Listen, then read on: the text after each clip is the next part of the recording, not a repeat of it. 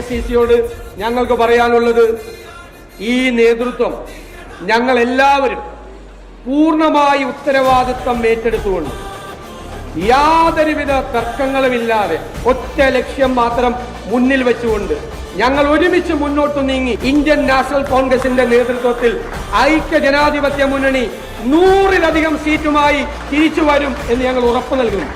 അഖിലേന്ത്യാ കോൺഗ്രസ് നേതൃത്വത്തിന് ഞങ്ങൾ ഉറപ്പു നൽകുന്നു. ഇത് വാക്കാണ്. മുതിർന്ന നേതാക്കളുടെ അനുഗ്രഹത്തോടുകൂടി കോൺഗ്രസിനകത്ത് ഞാൻ അഭിമാനത്തോടെ പറയട്ടെ, ഒരു പ്രസ്ഥാനത്തിനും ഇല്ലാത്ത സുശക്തമായൊരു രണ്ടാം നിര, ഒരു പാർട്ടിക്കും അവകാശപ്പെടാനില്ലാത്ത ഒരു രണ്ടാം നിര, ഒരു യുവ നേതൃത്വം കൂടി കേരളത്തിലെ കോൺഗ്രസിനുണ്ട്.